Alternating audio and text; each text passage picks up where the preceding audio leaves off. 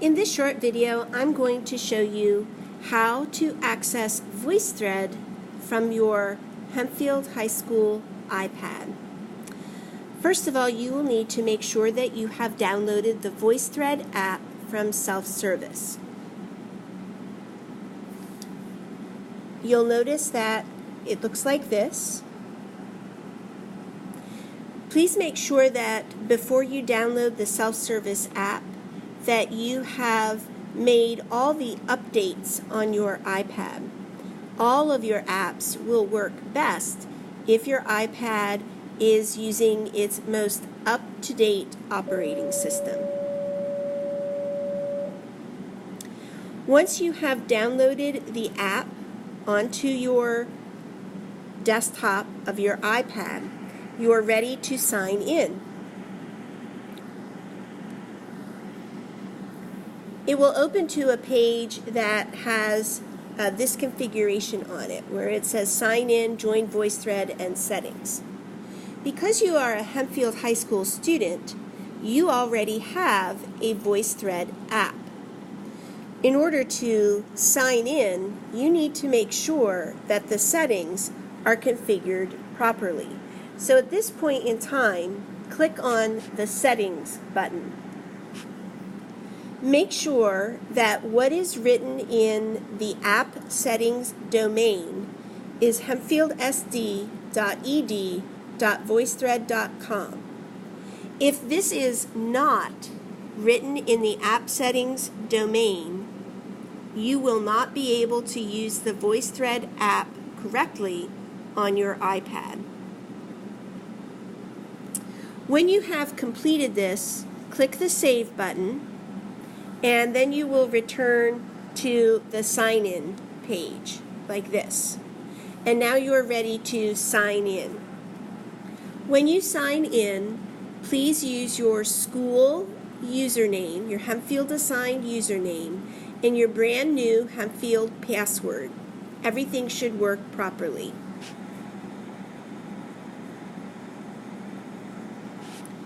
Once you have signed in to the app, it will take you to the home page. If you have used Voicethread before, you'll see your old projects that you've made. If you've never used it, you'll see a blank screen. That's okay. You can click out of the app. Don't quit it. Just click out of it and go to Moodle and log into Moodle. When you are in Moodle, I want you to look for the Let's Get Acquainted section on the home page and click on the link to the introduction. You should see this page open because it's a link to a Voicethread that I've made for you to listen to.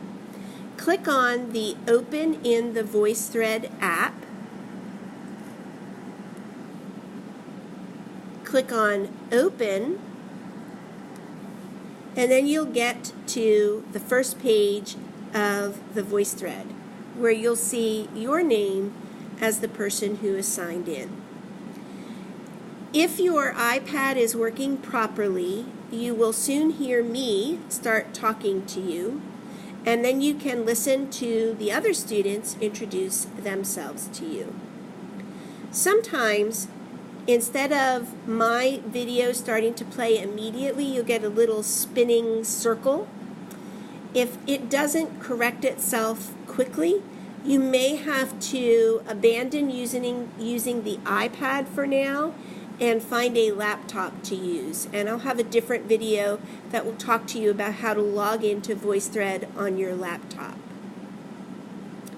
Now it will be time for you to comment and introduce yourself to me and to the others in the class. So you want to click the plus sign in the comment button that you see at the bottom of the page. To write your comment, you'll click on ABC. If you just want to speak your comment so that we hear your voice but don't see your face, click on the microphone. If you want to be able to not only speak but have us see your face, make a little video of yourself, click on the video camera. When you have completed what you want to say, you will click on Done, and then it will give you an opportunity to listen to what you have recorded and an opportunity to save or cancel it. And that's the basics of how you use Voicethread. The most important thing to remember is that you must make sure that you are signed into the Voicethread app before you start working with Moodle. Otherwise, it gets really clunky to use. And the other important thing to remember is to make sure that in the settings area, when you click on settings, that you have these words, hempfieldsd.ed.voicethread.com, written on that settings page. If you don't, then the app will not work properly for you. Good luck. Follow the instructions that I've outlined here, and you should be able to use Voicethread with Moodle without any trouble, unless the app decides to give you trouble.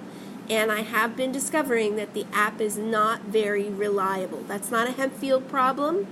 It's not a problem on my end. It's just that the app is not very reliable. In which case, you'll want to access Voicethread from your laptop or a desktop computer in the library or at home. And I have another video which will show you how to do that.